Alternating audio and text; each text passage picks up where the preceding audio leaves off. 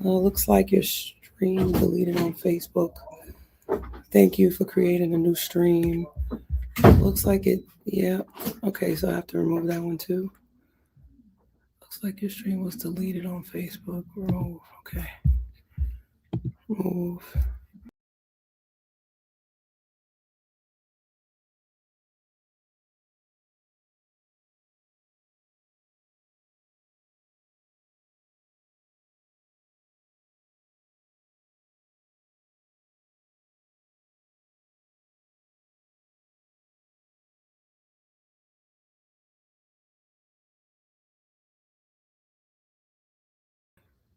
Hey, I think we're live. Ain't nobody there. All right. So, guys, hi. How y'all doing? Well, we had a little bit of technical difficulties, so we were not able to go live. Oh, we are going live. We'll go live on here. This is Instagram. All right. There's our Instagram. Give that a second. Yep. We are live on Instagram too. All right. So, how y'all doing? It's Coach La. And it's Tarahn. Peace to the family. Peace, everybody. So, just quickly, we wanted to jump on here because we couldn't go live and we were only on iHeartRadio in the station. So we wanted to let y'all know what had happened was we had some technical difficulties and Tehran's going to come back. But we wanted to at least get on here and say hello to everybody and try to capture somewhat of what we were going to talk about. It's almost like show number two. Show number two. And also this will allow us to capture some of our content so that we can at least share it with everybody else. So this theme was about reinvention and purpose. And I brought Tarahn on because he has a story to tell. And we're gonna pivot the camera and stuff. And he's an author, so this was my author spotlight, but he has a background in social work, advocacy, and justice involved individuals. And we know that your past helps explain you, but it does not define who you are or where you're headed in your life. And so we really wanted to encourage people in this episode to think about that and to rewrite their narratives. So that's why I brought Tarahn on. And one of the first questions I asked him on the show was, what was something that we can't Google and who he is as a person? Because we know as social workers, identity is really, really important. And you knowing who you are is really important. And you'll be surprised how many people, if you ask them who they are, really struggle to answer that question. So, Tarahn, who are you? Outside of what we can Google. I'm a son, I'm a brother, I think I'm funny. I think I've been told I'm funny at times. Some people may not think I'm funny, but I think I'm funny. And really I'm just a really laid back guy that is really passionate about the community, passionate about health and wellness, and passionate about growth and improving and growing and learning. I'm very passionate about being able to reinvent ourselves and not allowing others to write or narrate our story for us, and that we can be the greatest authors of our story, despite us being human and making mistakes, right? There has to be something said about overcoming adversity. My mom had me when she was 17 years old, but mine too. It must Mine have been was 16. I think back. I was born 1976. 76. So I think there was a lot of teen pregnancies back then. My father was 19, so you think about that. They don't really know what they're doing. Not at all. Yeah. Not at all. So it speaks to being able to tap into some of our previous experiences to be able to grow from these experiences that we had, and not to be stuck in a rut. Like, it's so easy to be, woe is me, this and that. I mean, I often, tell a story about when I was about 11 or 12 years old, and my dad stole our TV for drugs, right? Mhm. And so that was my reality. I that was something that I experienced, and it stuck with me for years. However, it's also experiences like that have also been a catalyst for me to ensure and make sure that I am making better decisions. So that doesn't have to be my reality. Mhm. So again, I think that we as individuals, there's so much depth to us as individuals, and that I think a lot of times we don't have and get an opportunity to tap into that depth all the time, because we're just dealing with whatever life challenges and problems, whether it's trying to make sure our bills are paid, trying to make sure that we don't get E. coli from the lettuce, or whatever's going on. Like, so it's like it's kind of, it can be challenging for us to be able to sit and be still, and to be able to dig deeper and tap into our higher selves. I think well said. You know, we don't always get the tools that we need from our parents. I think Right. this is no shun against them. They do the best that they can, Right. but sometimes the best that they can is still not enough Mm. for what we need Right. to be able to get out and grapple in the world that we have to face day to day. And they do a little bit better than their parents. Mm-hmm. And then we have to take the baton and we have to do even better than them. Right. Um, Yes. we talked earlier just about, the lack of guidance. And we also brought up that there's always people around you that may try to guide you, but sometimes you don't want it from that person, right? You don't want it. So it's like, how can you tell me when you're not doing right? How can Right. you tell me when you're doing the same things you're telling me not to do? I think our generation was like the start of, don't tell me to do, don't do as you say and not as you do. Like, we started to question that. Yeah. We started to really be angry about that. I Yeah. think too, like, Yeah. y'all all doing this stuff. And then it was like, at some point, I feel like for a lot of us, we started to make some decisions that we didn't want to be, but we didn't know how. Right. We didn't know how. No. We still were dealing with everything that was going on around us.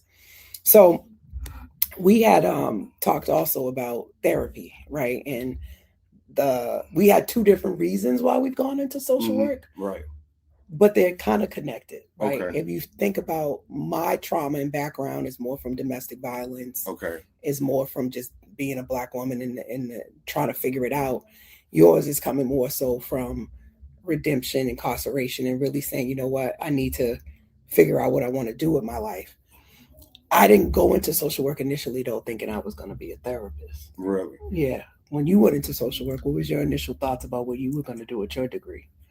To be honest with you, it was everything. I thought that I didn't have any limitations on what I could do. That's what I was told by my advisor. She was like, you can do almost anything.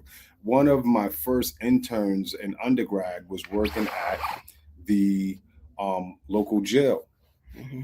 And I'm like, damn, I'm 3 years removed from being in a place like this, and here I am conducting groups for inmates. So it's really really a testament to believing in ourselves, right? We have to first believe before we can achieve. I hate to sound like the Reverend Jesse Jackson around here, but in all honesty, a lot of our power is internal, and a lot of times we don't get a chance to really tap into that. So when I think about therapy, I think about therapy being a kind of conduit and a kind of a nice happy medium to help balance out everything that we may have going on. Like a lot of times, therapy gets looked at and is stigmatized as a thing you only go to if you are quote unquote crazy or if you have mental health problems. But in all honesty, I think that therapy can be used as a tool to help us get a better understanding of who we are as individuals, and really process some of these experiences that we had that, as much as we tried to normalize them, just weren't normal. And it's not saying everybody needs therapy. Everybody needs to go to therapy, but you know your own heart, you know your own experience, and you know what you need for yourself. And I would definitely encourage folks to embrace it. I think a lot of times, I spoke to it earlier, is that we have a tendency to bury some experiences that we may have had, and a lot of times that doesn't serve us well. I think that what serves us is when we can face those challenges head on, and try to navigate and resolve and fix those things that may have been, damaging to us, or may have caused us harm,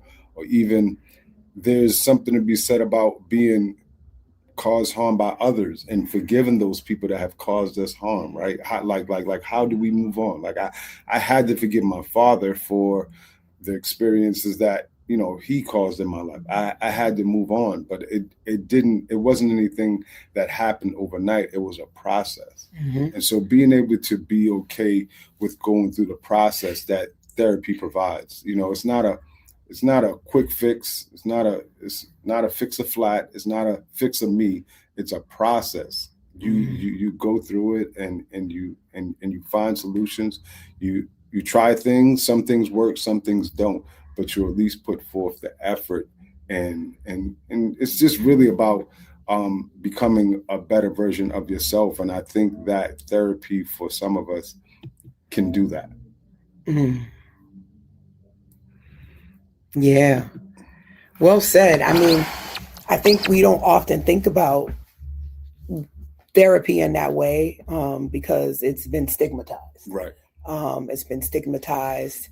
And the first thought is, you're saying something's wrong with me. We talked about earlier in narrative therapy, to look at the problem as the problem and the person isn't the problem.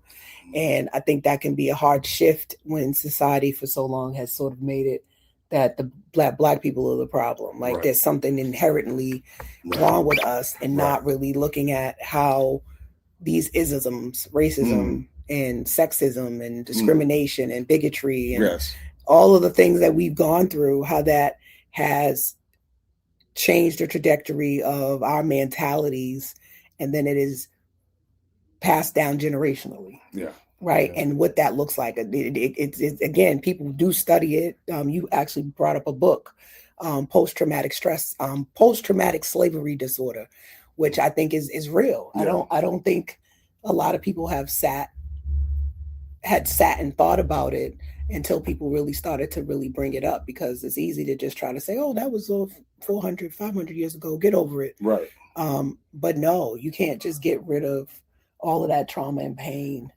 that people have seen, and still be dealing with that daily as Black folks in this country is not gone. Right. Here we are at this what was it? We're 250 years old. Is that what the birthday we just had? Yeah. And we're still talking about racism. Yeah.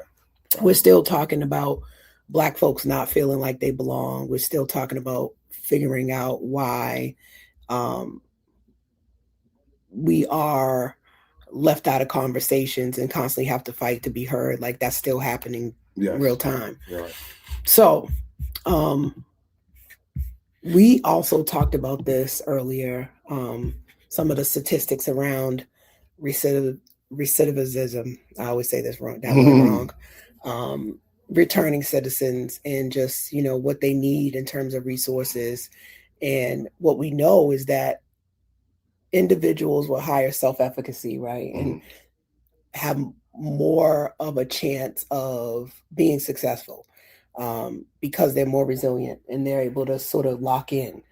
I said earlier that we've been duped, that somehow life is not going to come without its challenges, and that if we do everything we're supposed to do and we're good people, that ultimately life will be good. But we all know that doesn't always happen, right? That's not always the case. Right. So we didn't really touch into this a lot earlier, but many people struggle with transitioning into new phases of their life. But I look at when I was working with children, and one of the biggest things is transition. Like, they're playing at the water table. They do not want to leave the water table and go to lunch because they like what they're doing.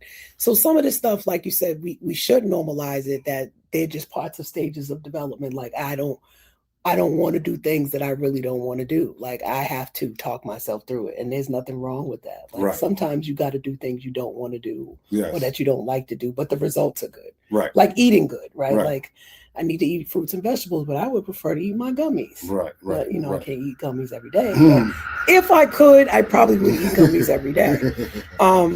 So when you think about your shifts and your transitions in life, how have you, let's really get real with the people. How did you really do that? Because I think we talk about it, but we talk about it in such a high level that everyday people are saying, okay, but I don't get it. How did you do it?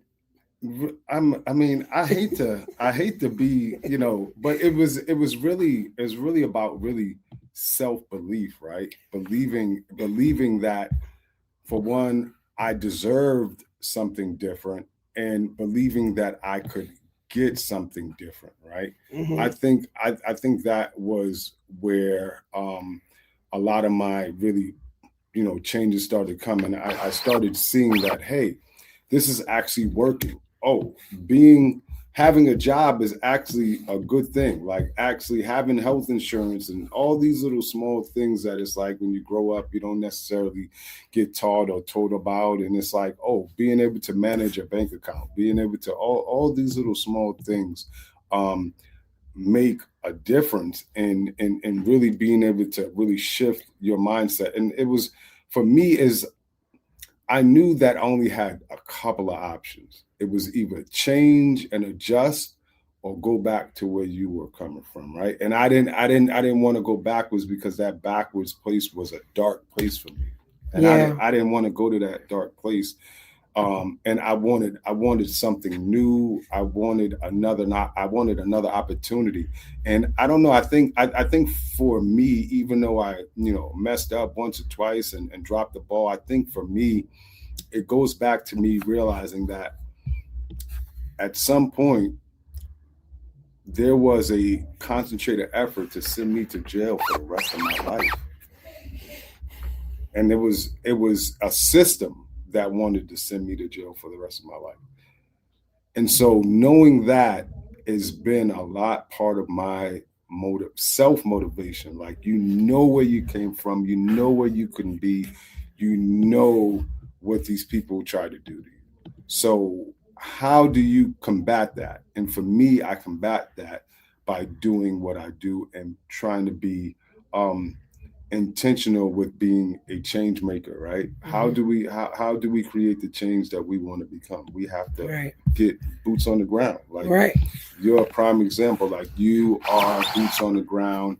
You do what because this is what it takes. This is not, we can't cause change virtually and through Zoom and all these different mediums that they provide us. So we actually have to get on the ground and be able to touch the people. And I think that's what, for me, is I get fed spiritually when I serve others, right? That's a real thing, though. Yeah. Like, literally, dopamine kicks off in your brain when you help, when you serve. Yeah. It's just being able to conceptualize it enough to not feel like you're being used. And that's why it's important to do things that you want to do, because it's what you want to do, and it's not for you to get something from a person, right? So that's a whole nother show, right?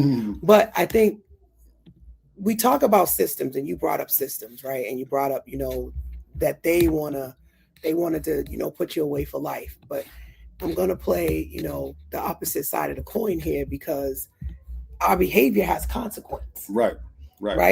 And we talked about earlier being able to understand how we're perpetuating these generational ills, these generational curses by, an eye for an eye, revenge, coming from dealing with grief. The only way to deal with the grief is to get the people back. Right. And when you do that, there's a system that says, if you harm somebody, even if you have good reason, if you go after them, it's premeditated. There's all these laws. Right. So I think reframing it that, the system wants to, they were there before you decided to do that. That was already a loss. Like, if you do the crime, you got to be willing to do the time. But when you're young, I think your brain is not fully developed to fully conceptualize the impact Back and to the the con of your consequences. of your choices That's and the 100% consequences. facts. So I think that that's where the justice system is sort of dropping the ball, and that your brain's not fully developed to be able to make some of these choices, and then the impact of environment, core beliefs and values makes you go, you know what, you killed my brother, I'm going to find who killed my brother and I'm going to get them back. Right. You molest my child, Right. you rape my daughter, I'm coming for you. Right. But even if you do that, they're going to put you in jail for it. Yeah. Yeah. Even if it's a response to something that was egregiously done to you, because they want you to let the legal system handle it. Yeah. Most of us, depending on the crime, would be like, I would have probably did the same thing.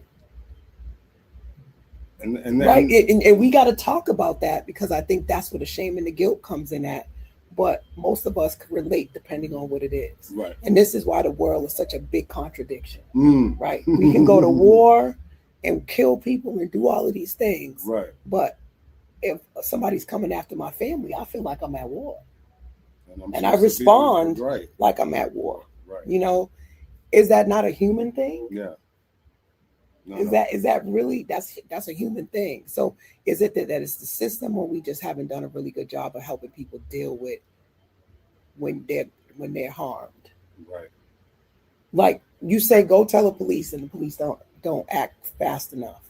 Then your community says we got to handle it like from the streets. Like, how do you navigate that at 15? You don't. You know, like how do you navigate that? You don't. Yeah. I know we got to take a pause for the cause. Hey, y'all, let's do some shout outs. We Todd's on here, DL.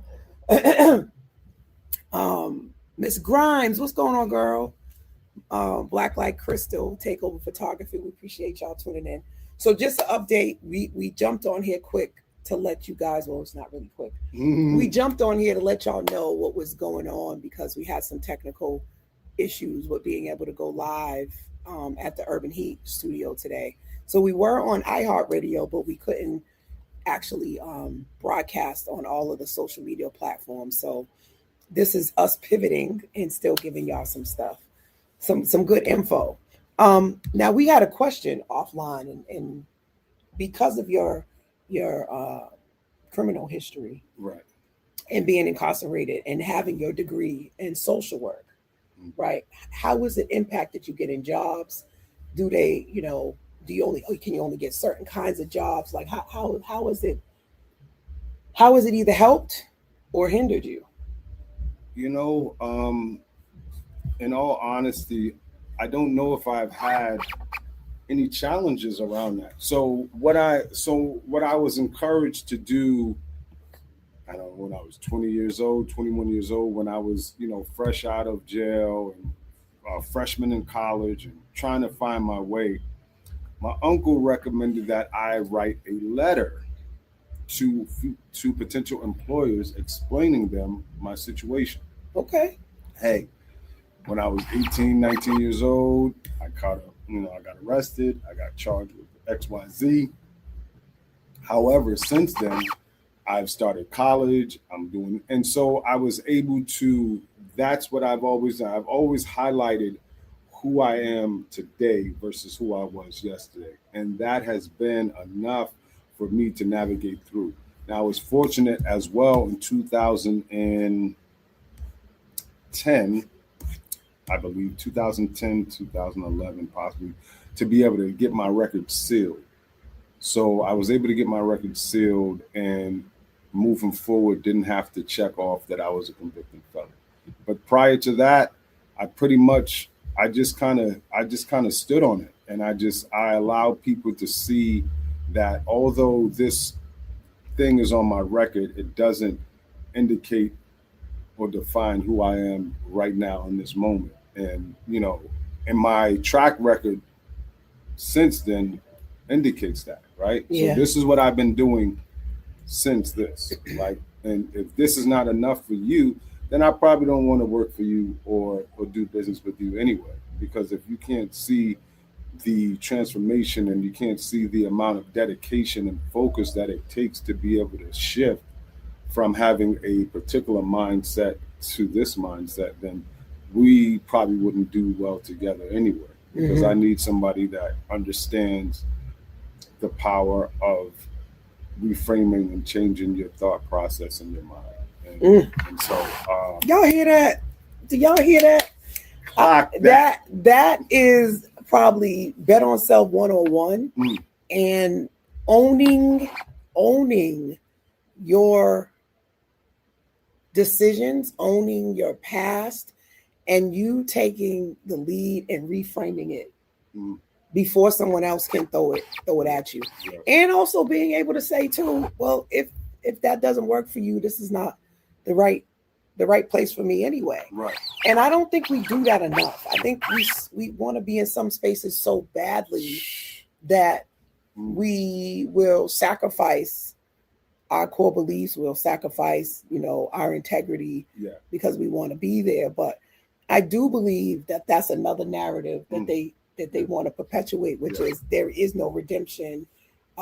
There's no life after prison. There's not opportunities, because those that do want, because there are some individuals, I don't always think it's the system. I think that there's certain individuals within systems that find ways to use those systems against us because they're racist, because they're discriminatory, and we have to learn the system and do what he just said. Like, I wrote a letter, I advocated, I sealed my record. That's using the same system. Yeah. Right. And those are some caveats and some loopholes for you to attack the system versus just succumbing to it because you don't like a particular aspect of it.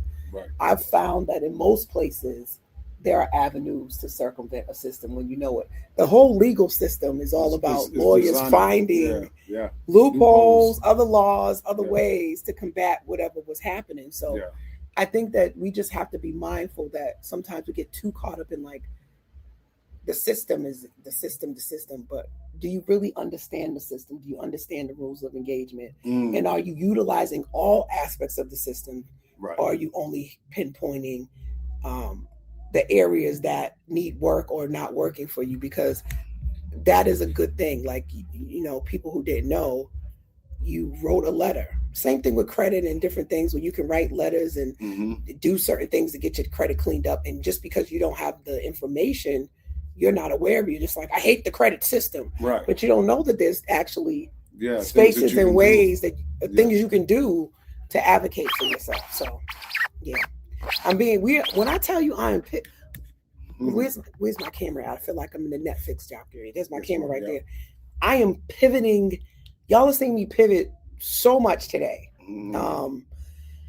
So very much. When you have technology and technology doesn't do what it's supposed to do the way you think it's supposed to do, I come in 90 minutes before my show.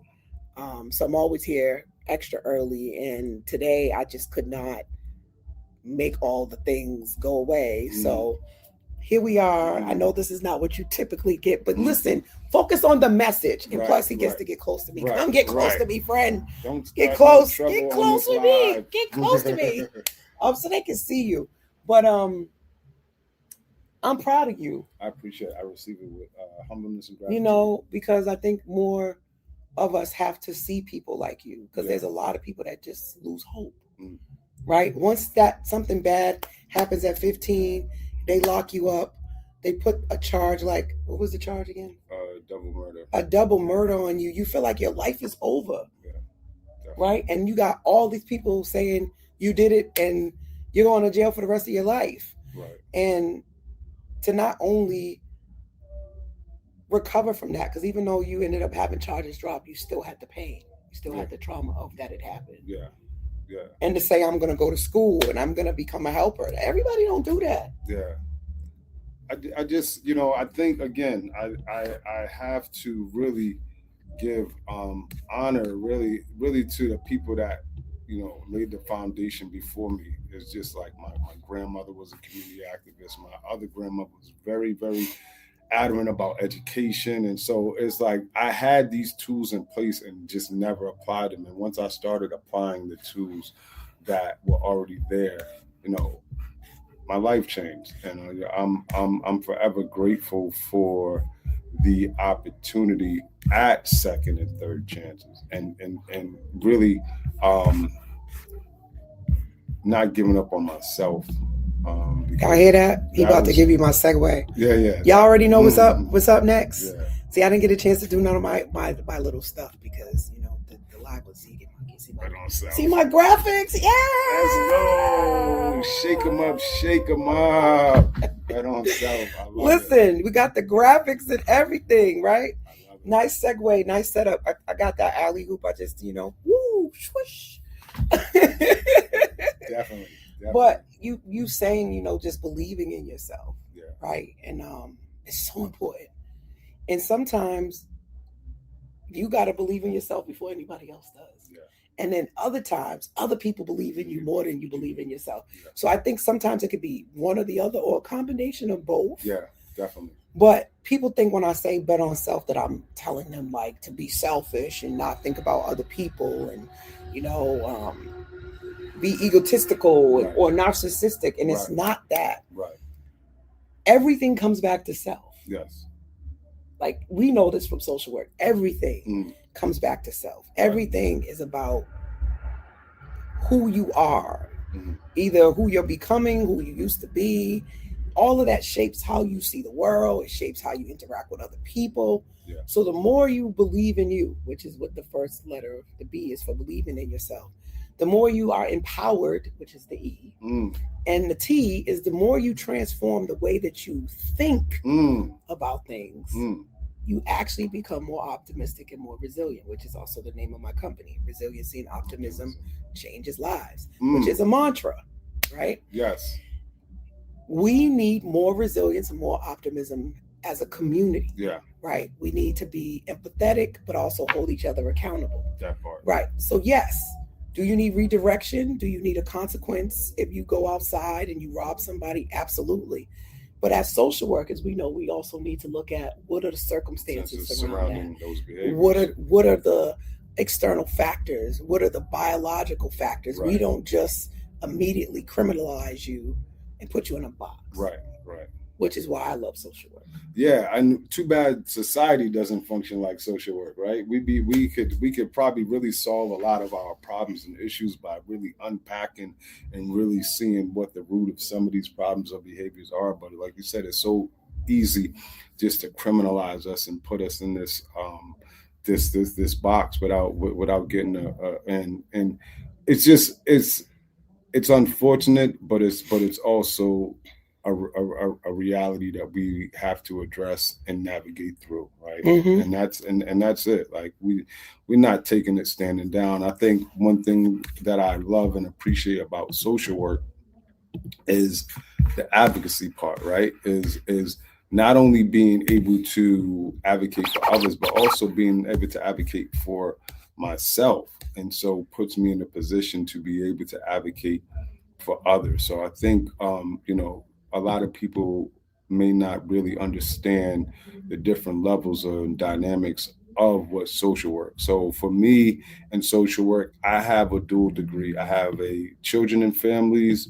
I also have management and community organizing, which is something that I've pretty much been doing for the last 10 years is engagement, program development, and that side of social work. So it's so many different layers that the profession offers that for me,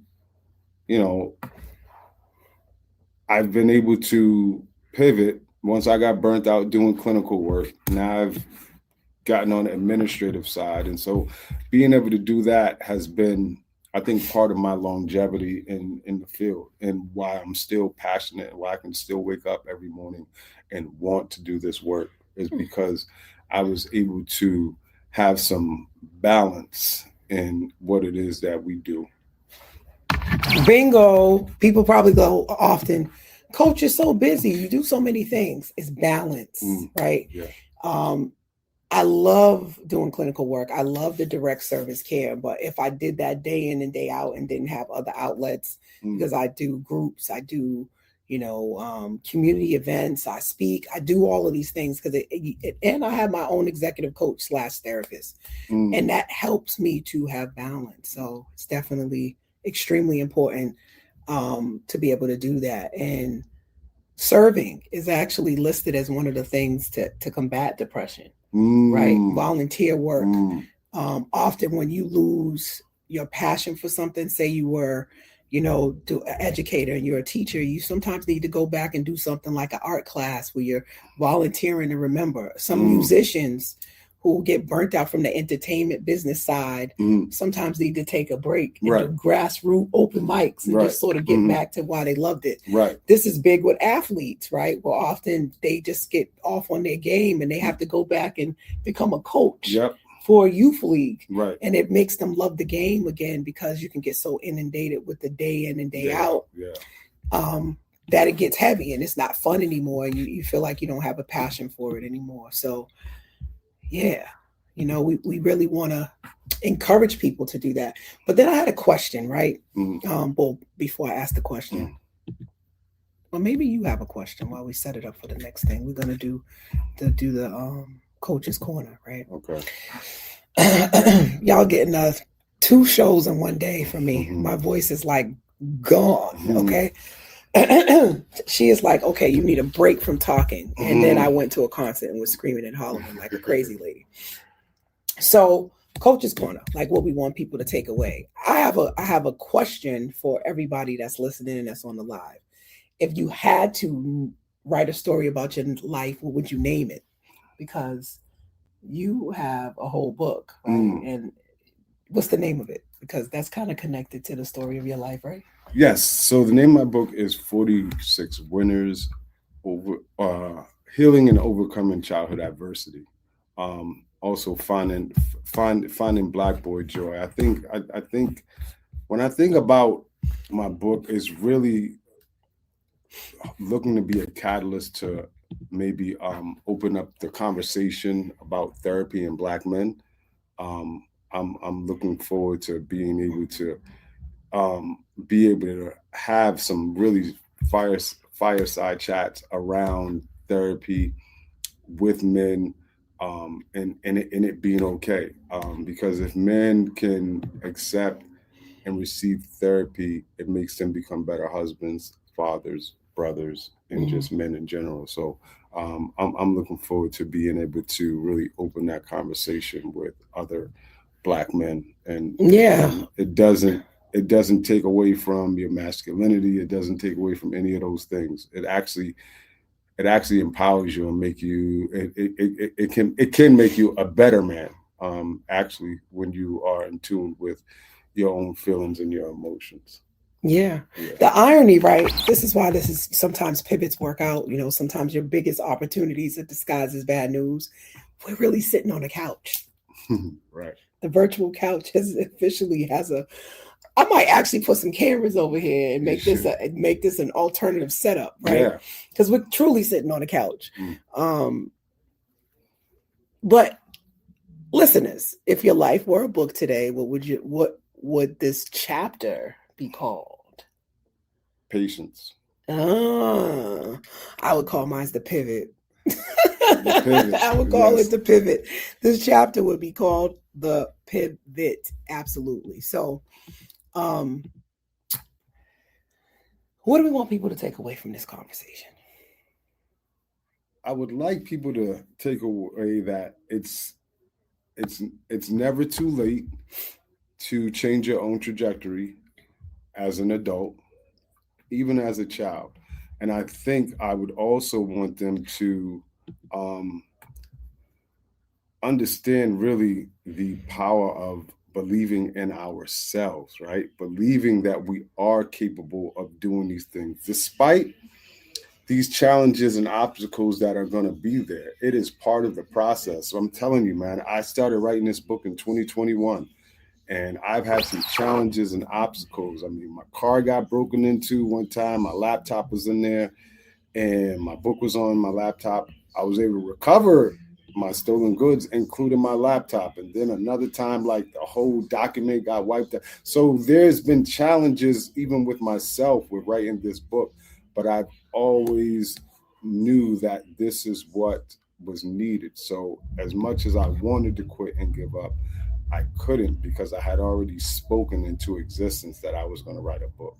The power of the tongue is more amazing than we think. And so I would definitely, say speak to self and encourage yourself and give yourself daily affirmations and don't allow others that don't believe in themselves to create doubt for you.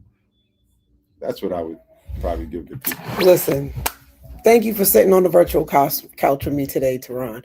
We will definitely be revisiting this whole conversation, but we wanted to make sure that we didn't leave the platforms with nothing. And I will repost this on the Urban Heat page because there was another show actually going on at this time. So I didn't want to bump out with what they were doing. But I want you guys to think about this affirmation. And it's on the screen. I trust myself to protect my peace, overcome self-doubt, embrace vulnerability, and to bet on self in every season of my life. This is all you can really ask of yourself, is to really be able to be patient with yourself, to pivot like we're doing right now, and to surround yourself with good people who, and when I say good, I use it loosely, but people who are doing the things that you want to do. Yes.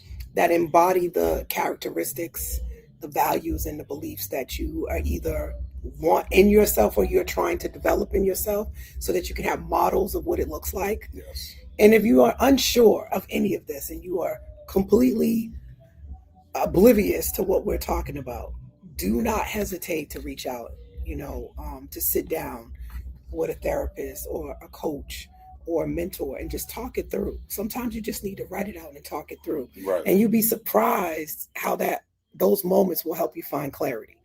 We often say we don't know, but what I found is that people do know. They're just afraid to say it out loud. Wow. I'll say that again.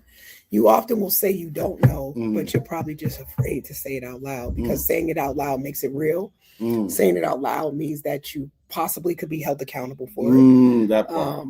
Saying it out loud also means you can't keep saying you don't know. And saying you don't know is often a form of deflection, or it also can be a form of projection too, when you're just not ready to acknowledge what you know, because then that means that you got to do something about it, or that you possibly can do something about it. And if you can throw your hands up and keep being the victim in your life, then you have no control of anything. And then you can just keep on playing that role. And guess what? Nothing changes until something changes. So thank you guys for listening. I literally have a meeting at 1:00, so I am going to jump off of here and try to salvage as much of these nuggets as I can. Tell them where they can find you. It's been an honor and a pleasure talking to you, beautiful folks. You can find me at TarahnnHarris.com. That's www.TarahnnHarris.com. On social media, I'm T Already Home. And again, peace and blessings to the audience. And hope you guys start off your work week with some inspiration that we can get it done. We just got to do the work.